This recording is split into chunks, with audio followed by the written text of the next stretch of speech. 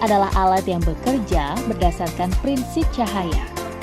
Alat optik membuat kehidupan menjadi lebih mudah dan banyak artinya.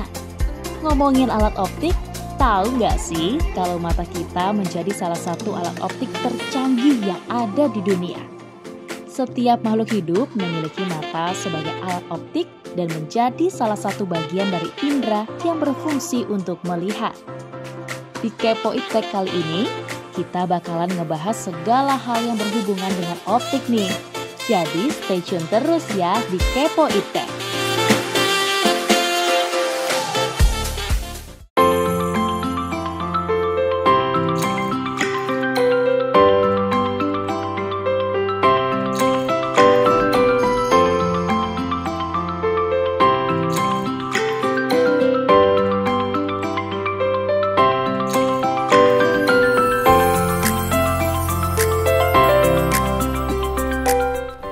Halo Sobat Iptek, senang sekali saya Suara Madinah kembali hadir menjumpai kamu semua dalam Kepo Iptek.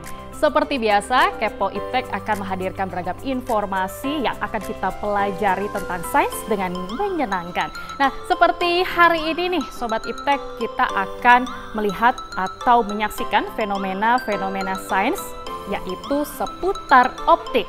Mungkin bagi Sobat Iptek nih ada yang beberapa orang gitu ya belum mengetahui bahwa manusia itu ternyata memiliki alat optik yang luar biasa, yakni mata. Dari mata turun ke hati, enggak deh.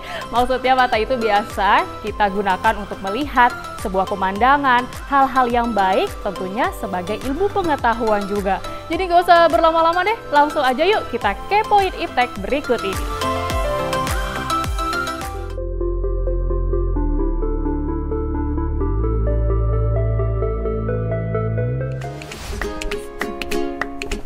Halo Tasya. Halo Dina. Apa kabar? Alhamdulillah sehat. Sehat ya? Iya. Udah siap banget dong hari ini? Siap dong. Iya, untuk Sobat Iptek tentunya yang gak pernah bosen-bosen dan juga gak pernah absen nih menyaksikan Kepo Iptek pasti udah tahu banget dong ya sama Tasya. Nah, Tasya ini merupakan salah satu pemandu yang ada di Indonesia Science Center ya. Betul. Nanti udah siap untuk menemenin kita sama-sama melihat wahana dan juga alat peraga yang ada di Indonesia Science Center. Betul. Nah, sesuai dengan tema kita hari ini optik ya Dina. Iya. Jadi kita akan langsung ke alat peraga kita yang pertama. Yuk. Yuk, langsung saja. Oke. Come on. Mirror Maze, wah kita sudah berada di salah satu wahana ya. Betul. Dan ini alat peraganya, bisa dijelasin nggak sih Tasya, apa sih sebenarnya fungsi sainsnya di sini? Oke, jadi kita udah berada di wahana yang baru, yaitu wahana petualangan sains, di mana kita bisa berpetualang dan menaklukkan tantangan-tantangan di dalamnya. Salah satu tantangannya adalah alat peraga Mirror Maze ini yang menerapkan sifat optik gitu. Wow, sifat optik dan itu yang paling penting adalah untuk kita bisa melihat di sekitar kita. Betul. Gitu ya, agar bisa lebih aware gitu dengan adanya sapi. Dan ini memang konsepnya itu banyak kaca ya yang dihadirkan di beberapa sisi gitu ya. Tantangan yang paling penting biasanya yang sudah berkunjung nih ke sini itu apa sih? Kalau di Mirror Maze ini kan dia memanfaatkan sebuah cermin datar ya, banyak cermin datarnya. Nah, cermin datar itu kalau dihadapkan itu akan menghasilkan bayangan yang tidak bisa dihitung jumlahnya gitu. Jadi banyak banget. Itulah tantangannya. Jadi ketika kita masuk, kita harus mencari jalan keluar, jangan sampai terkecoh dengan bayangan kita dan jangan sampai nabrak kaca juga gitu. Itu tuh yang paling ditakutkan. Jadi sebenarnya saya baru masuk nih ke pintu awal, sebenarnya udah melihat apa ya, seperti gambaran-gambaran gitu ya, kita sendiri, maksudnya refleksi dari kita sendiri di beberapa kaca, dan ternyata juga ada jalannya gitu ya. Ini jalannya agak sulit, nanti akan kita coba ya masuk ke dalam. Tapi sebelum itu mau ngobrol-ngobrol juga nih sama Tasya.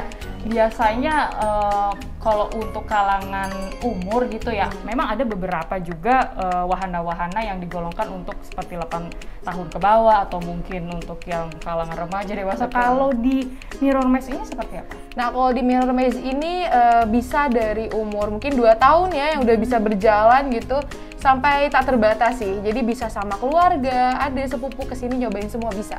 Oke, apa sih makna kita pada saat bisa menyelesaikan nih tantangan yang ada di mirror mesh ini? Nah, itu berarti kita bisa membedakan mana jalan dan mana refleksi wajah kita gitu. Jadi supaya kita tidak tertabrak, tapi kita ketemu jalan keluarnya. Dan biasanya ada nggak nih? Ini yang paling penting nih yang mau ditanya. Ada yang ketakutan tiba-tiba nggak ketemu jalan keluar? Sering. Biasanya suka, Kak temenin di pintu keluarnya, aku nggak tahu jalan. Biasanya seperti itu. Tapi mereka senang ya, fun banget. Betul, nggak sih? betul. Karena memang juga kalau bahas tentang posisi nih ya, sebelum saya akan berpetualang gitu ke mirror mesh ini, apa sih yang menjadi daya tariknya juga di mirror mesh ini? Daya tariknya adalah sebenarnya alat peraga ini tidak terlalu besar ya, sebenarnya pendek jalurnya, tapi karena kita sudah terlanjur pusing dengan cerminnya, jadi terlihat seperti panjang dan jauh, tidak sampai-sampai, biasanya seperti itu, nih dia. Oke, dan juga kelebihan, kalau kita balik lagi berbicara tentang ilmu pengetahuan, tentu seperti ada yang berbeda gitu ya dengan kehidupan kita sehari-hari. Nah, kalau mungkin dari Tasya sendiri, mirror mesh ini kan muncul di salah satu wahana di petualangan science gitu yang ada di sini. Apa sih yang memang wajib banget nih harus berkunjung nih ke mirror mesh biar pada tahu tentang ini gitu? Itu gimana? Biasanya sih lebih ke sifat-sifat optik ya. Salah satu optik itu kan adanya cermin datar. Nah, itu salah satu kita bisa mempelajari tentang cermin datar. Jadi ternyata cermin datar itu merefleksikan bayangan yang persis dengan aslinya gitu. Makanya kita terkecoh nih pas masuk ke dalam mirror mesh gitu. Nah, ini juga yang paling penting adalah kita masih akan mengunjungi wahana-wahana lainnya. Sembari saya ingin mencoba untuk mencari jalan keluar. Jadi ini startnya di sini. Nanti kita akan ketemu di finish, dan yang paling penting adalah untuk mengerti seputar tentang optik ini, tentu kita juga harus bisa berhati-hati ya. Itu poin yang paling pentingnya adalah berhati-hati pada saat kita berjalan. Memang sih mata ini kan merupakan optik yang paling luar biasa gitu untuk manusia, namun digunakan sebaik mungkin, karena kalau tidak nanti bisa nabrak nih. Ada beberapa kaca yang di sini. Langsung aja yuk kita akan coba berpetualangan ke mirror mesh. Let's go. Nah, duluan ya. Oke, aku Saya duluan sudah ya. tahu nih. Biar bisa nabrak-nabrak ya. Betul. Nah, yang penting kuncinya adalah jangan terkecoh dengan cerminnya. Oh gitu. Gitu, betul. Jadi, ini aku kayaknya butuh banyak hati-hatian. Betul. Ya. Jangan sambil lari. Biasanya nabrak itu karena lari. Oh gitu. Betul Takut ya. Nah, ini dia. Wow. Terjebak. Anda terjebak. Guys, nampaknya terjebak guys. Terjebak guys. Mana nih guys? Kembali lagi. Ayo, kemana? Sini kali ya. Coba. Ini kayak meraba-raba loh. Kayak meraba-raba. Betul. Oke. Nah, itu sih. Ini sebenarnya sekaligus selfie kayaknya bagus ya. Nah, biasanya jadi spot foto juga, betul. Iya benar-benar. Kita coba dulu deh ke sini ya. Boleh. Sambil saya jalan keluarnya. Nanti nabrak lagi. Tapi sebenarnya ada perbedaan nggak sih antara kaca dengan jalanan yang benar? Nah, sebenarnya kalau saya kasih tahu triknya adalah kita lihat ke bawah. Oh gitu? Ya, jadi di bawah itu biasanya kelihatan mana yang kaca dan mana yang jalan. Betul. Tapi bukan berarti kita harus nunduk terus iya, ya. Betul. Ntar takutnya malah nabrak. Oke, Sobat Iptek. Kayaknya kita sebentar lagi udah mau sampai nih. Udah ya? Kira-kira. Kita coba. Oke, sudah sampai. Berhasil. Misi terselesaikan. Seru banget ya. Seru banget.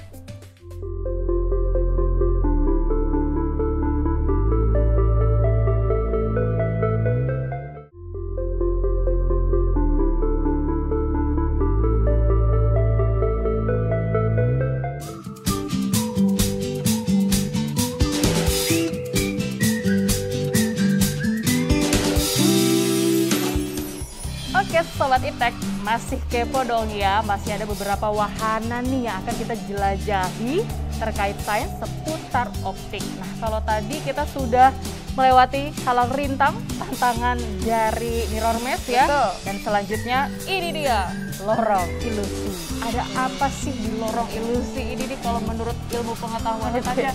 Jadi lorong ilusi ini adalah tantangan kedua berarti ya di wahana petualangan sains ini. Nah, nanti di dalamnya seperti tabung gitu ya, Dina ya, bentuknya tabung. Nah, tabungnya pendek nih, kita lihat di belakang.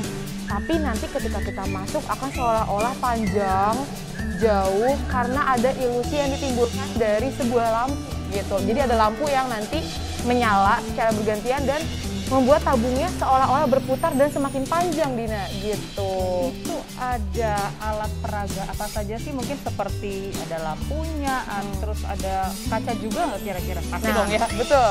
Nah, itu juga melibatkan salah satu optik, yaitu cermin lagi ya, cermin datar di dalamnya. Dan juga ada tantangannya lagi nih, Dina.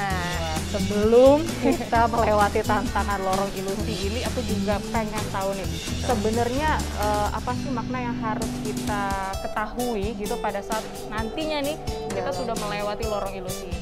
Oke, jadi nanti ketika kita masuk itu lampunya akan menyala ya. Nah, ketika lampu itu menyala, kita akan pusing nih. Jadi daya tangkap penglihatan kita pusing. Kemudian ketika kita berjalan nanti kita menjadi tidak seimbang. Itu menjadi pusing dan miring-miring jalannya gitu. Makanya tantangannya ada dua nih, Dina.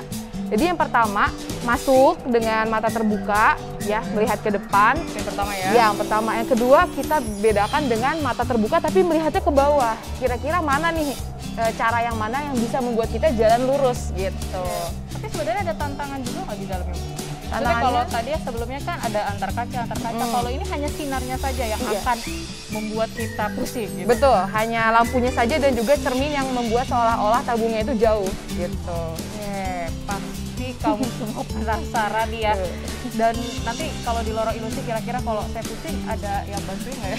Saya yang bantuin. Saya bantu di dalam. Sebelumnya juga nih Tasya, tentu kan ada tantangan tersendiri dan juga ada sainsnya ya, ada juga tadi disampaikan. Jadi memang antara di sensor penglihatan indera kita, indera penglihatan itu berbeda gitu maksudnya dengan keseimbangan yang nanti akan terjadi di dalam. Seperti apa? Yuk, gimana nih? Gimana kalau Kak Dina coba sendiri dulu? Kan tadi aku udah nemenin bener-bener nih. tantangan nih. Betul. Sekarang aku mau tahu Kak Dina bisa nggak melewati ini tanpa pusing? Tanpa pusing. Tanpa pusing. Semoga betul. tidak pusing ya. Kita langsung coba aja deh. Tapi sebelumnya aku mau pakai. Oh iya, boleh. Berarti aku tunggu di pintu keluarnya ya. Oke, boleh. Kira-kira berapa kilo ya di dalam? Wah, 2 kilo kayaknya. Oke.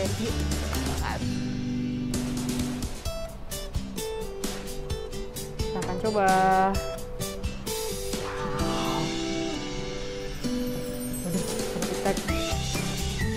Baru masuk aja udah mulai agak-agak pusing ya.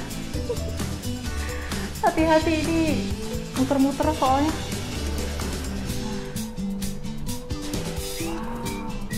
Ini dia, kita harus menggunakan mata kita dengan seksama. Selesai. Oke, aku sudah kembali. Waduh, Gimana rasanya? lumayan. Aduh, lumayan pusing ya. Lumayan pusing. Ini sebenarnya itu kan ada cahaya, maksudnya lampu yang muter-muter gitu ya di dalamnya. Itu memang benar-benar muter-muter atau gimana sih? Sebenarnya lampunya itu ada banyak gitu, jadi menyalanya bergantian. Nah, lampu itulah yang menimbulkan ilusi seakan-akan tabungnya itu berputar. Jadi kalau kita pusing, jadi pas bijak tadi pasti gitu ya goyang. Kepo banget pasti ya, pengen coba seperti tadi saya di dalam. Kira-kira cara nggak sih kalau misalnya buat yang tua-tua gitu ya, maksudnya atau orang yang dewasa pengen coba nggak pasti pusing di dalamnya. Sebenarnya aku punya trik, tapi jangan bilang-bilang ya. Jangan ketahuan. Sobat iptek aja yang tahu ya. Jadi kalau mau supaya jalannya bisa berjalan lurus dan nggak pusing adalah melihat ke bawah jalannya gitu. Jadi kan di bawah kita itu pijakannya tidak ada lampu. Jadi tidak menimbulkan ilusi dan pusing di kepala kita gitu. Jadi kita nggak melihat lampunya. Pasti penasaran. Coba lagi. Coba lagi. Kita Oke, coba boleh. lagi. Semangat. Ditemenin ya kali ini. Ditemenin. Ditemenin kali ini. Oke, Kita temenin lah, aja. biar Oke, rame di dalam. boleh. Yuk. Kita coba. Langsung saja kita coba. Aku masih mau rekam lagi ya. Oke, kita rekam lagi, Kak. Oke, ini dia. Kita coba ya. Lihat nih. Kak. Sobat Iptek.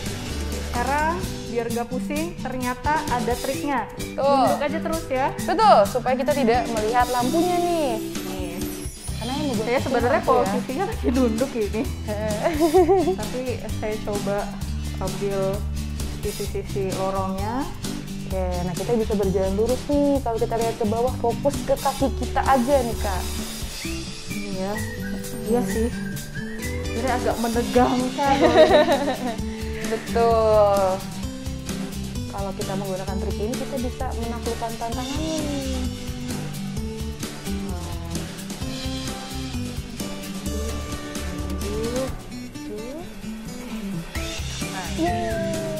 Hasil.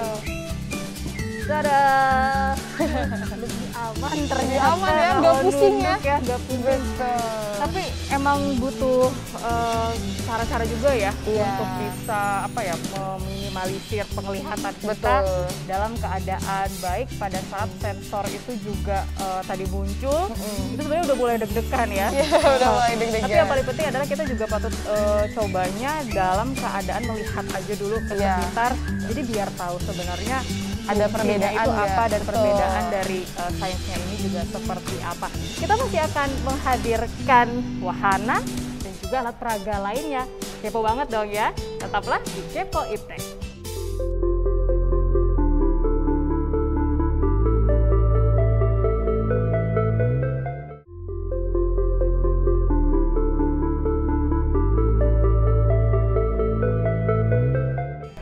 Tadi kita sudah melewati beberapa tantangan sains Betul, ya. yang berkaitan dengan optik ya. Ya, betul. Dan ini kita sudah berada di wahana optik ya. Betul. Nah, ini Tasya ada satu yang paling menarik.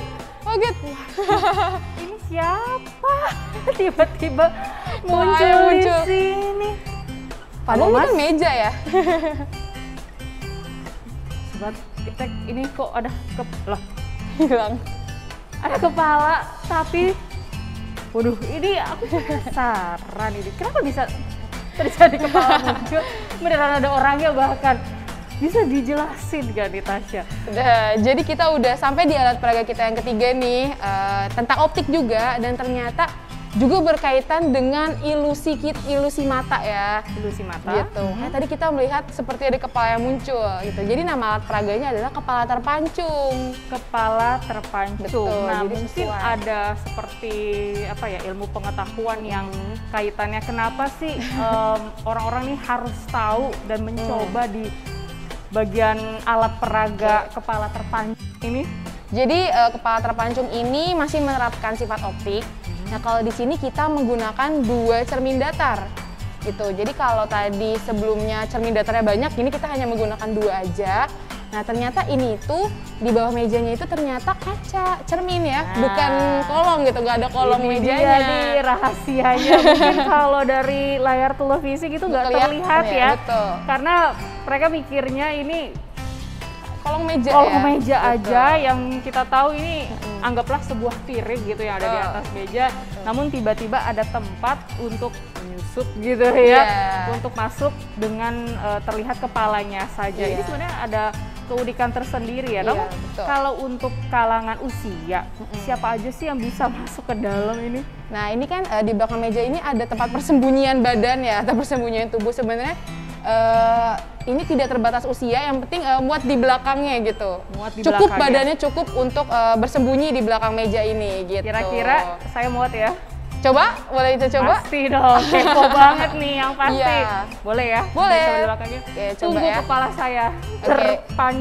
terpancung ya di betul, sini di ya. belakang Oke. sini. Kita coba yuk langsung Oke, ke belakang. saya lihat dari sini. Oke. Tuh, nah ini jadi seperti Ini memang ruangannya segini ya, kecil iya, ya. betul. Oke. Lihat. Wah, Kak Dina muncul hanya kepalanya saja, nggak ada badannya. Sobat Iptek, ini menarik banget ya. Sebenarnya buat jadi apa ya? Untuk selfie gitu Betul. ya. Untuk sosial media kalian ini unik banget. Kalian bisa coba langsung di Indonesia Science Center. Betul. Agak pegel ya. Iya, mungkin kalau Balik saya lagi ke sana gimana boleh. ya? Nah, kalau saya berdiri di sini kelihatan ya cerminnya. Kalau tadi kan pas saya berdiri di sana tidak terlihat seperti kolong ya. Boleh kan kita coba lagi? ya? Oke.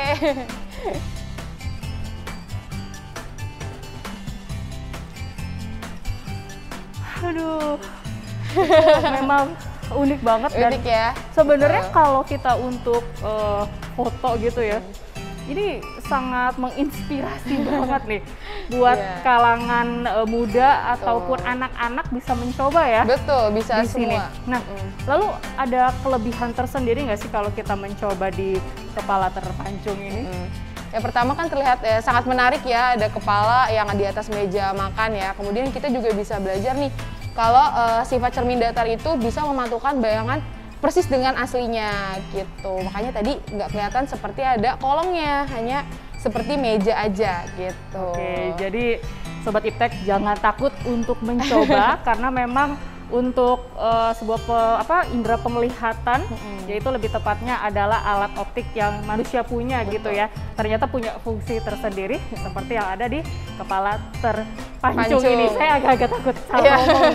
Oke, setelah ini kira-kira ada apa lagi ya Tasya? Kita mau kemana lagi? Betul. Setelah ini kita akan melakukan percobaan sains nih yang masih berkaitan dengan optika, dengan teman saya tapi. Dengan teman Tasya? Betul. Tetaplah di Kepo Iptek. Halo Sobat Iptek. Oke, apa kabar nih semua?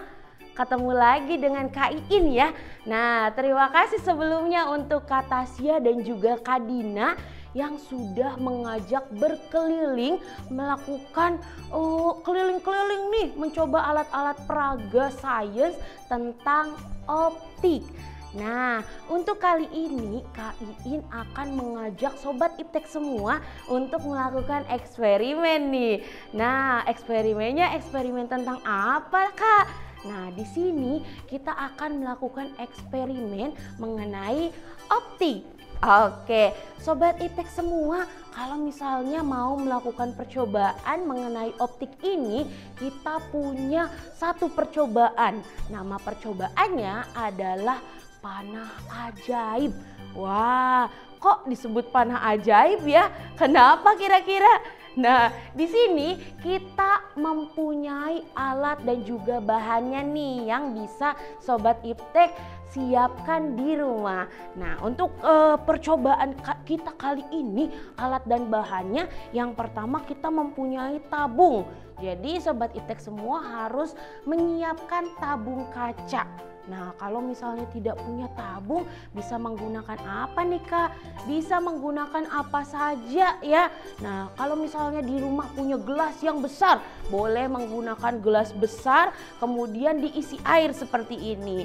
Kak Iin menggunakan tabung, ini apa ya kira-kira? Kaca. Nah, tabung kaca ini biar bisa adik-adik semua atau Sobat Iptek semua di sini bisa kelihatan dengan jelas. Jadi menggunakan tabung yang lebih besar. Kalau di rumah adanya gelas nggak apa-apa, hanya menggunakan gelas saja. Nah, yang kedua kita punya panah, tanda panah seperti ini. Nah, untuk tanda panahnya bisa kalian gambar atau bisa kalian cari, kemudian di print seperti kakak di sini boleh. Atau kalau misalnya Kak, saya mau gambar aja di kertas, boleh nggak? Boleh sekali. Jadi hanya tanda panah saja, kemudian bisa digambar di kertas atau bisa print. Nah, lalu percobaannya gimana sih Kak tentang optik ini? Nah, namanya juga adalah tanda panah ajaib. Nah, panah ajaib ini akan kita letakkan di belakang tabung yang berisi kaca. Kira-kira apa yang terjadi ya kalau misalnya tanda panah ini kita letakkan di belakang tabung yang berisi air ini? Nah, pertama kita akan letakkan di depan dulu nih. Nah, tanda panahnya terlihat ya? Terlihat? Jelas? Jelas sekali. Sekarang Kak Iin mau menggeser tanda panahnya, jadi akan dipindahkan ke belakang. Nanti Sobat Iptek semua juga bisa melakukan percobaannya di rumah. Seperti ini, kita akan meletakkan tanda panahnya ini di belakang tabung yang berisi air. Nah, kita lihat bersama-sama ya. Oh, apakah sudah terlihat? Apakah sudah terlihat Sobat Iptek? Nah, kita angkat lagi ke atas. Kita perhatikan baik-baik tanda panahnya itu menghadap kemana. Kita perhatikan tanda panahnya menghadap kemana nih. Sekarang kita turunkan.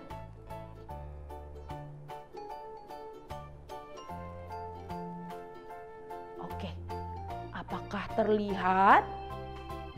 Apakah terlihat? Terlihat? Tadi sudah diperhatikan baik-baik tanda panahnya menghadap kemana? Nah, ternyata tanda panahnya itu berubah ya. Tandanya berubah nggak? Berubah tanda panahnya nih. Lihatin baik-baik. Tanda panah kita yang awalnya ini menghadap kemana ya kalau dari kalian ya? Nah, di sini kita akan turunkan lagi.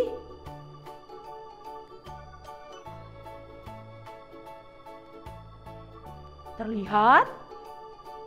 Apakah sudah terlihat dengan jelas? Wah, ternyata tanda panahnya jadi berbalik arah nih Sobat Iptek. Nah, Sobat Iptek semua, ternyata tanda panahnya akan berbalik arah. Nah, di sini kita sebenarnya menggunakan hanya satu tanda panah saja nih. Tidak ada dua atau tiga. Tidak ada, hanya satu tanda panah. Tetapi kenapa dia bisa berbalik ya arahnya? Ada yang tahu nggak nih? Nah, di sini ternyata ini yang akan kita bahas nih. Tadi kan untuk alat-alat peraga sudah tentang optik. Sekarang ini juga berkaitan dengan optik nih Sobat Iptek semua.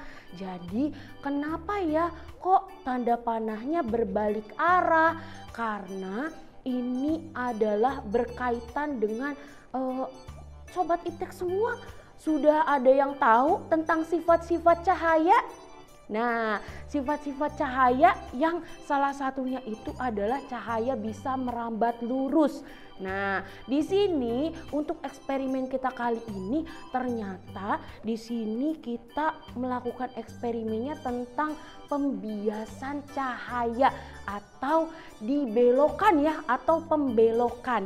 Nah, pembelokan cahaya. Di sini kita tadi dari atas kemudian ditarik ke bawah, itu ternyata tanda panahnya akan berbelok arah atau berkebalikan. Mungkin yang tadinya ke kanan terus bisa jadi ke kiri karena adanya pembiasan cahaya. Nah, kalau misalnya kalian ingat di salah satu sifat cahaya ada namanya cahaya bisa merambat lurus. Nah, namun harus kakak lupa lagi. Nah, pada kalau misalnya dia di satu medium yang sama, yaitu misal di sini nih. Di sini mediumnya apa ya kira-kira? Udara.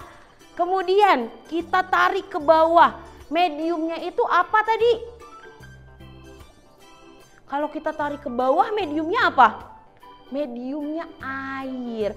Cahaya bisa merambat lurus kalau misalnya mediumnya satu medium. Kalau misalnya mediumnya berbeda, tadi kan ada udara, kemudian kita pindahkan ke bawah, mediumnya berubah menjadi medium air. Itu kan mediumnya berbeda ya, ada dua medium yang berbeda, yaitu ada udara dan juga ada air. Makanya akan terjadi pembiasan cahaya atau pembelokan cahaya. Makanya tadi tanda panahnya itu akan berbalik arah dari kanan ke kiri, atau kalau misalnya mau coba juga dari kiri bisa ke kanan. Seperti itu ya Sobat Iptek. Jadi ini mengenai pembiasan cahaya. Mungkin kalau misalnya Sobat Iptek di rumah sudah pernah melakukan percobaan yang menggunakan pensil. Nah, itu sama juga. Jadi kalau misalnya kalau pensil dimasukkan seperti patah, itu sama juga Sobat Iptek tentang pembiasan cahaya. Nah, seperti itu untuk eksperimen kita kali ini. Kalau misalnya Sobat Iptek mau coba di rumah, jangan lupa siapkan alat dan juga bahan-bahannya. Oke, sekian eksperimen kita kali ini dari Kak Iin. Semoga nanti adik-adik semua bisa mencobanya di rumah. Terima kasih, sampai jumpa lagi. Dadah!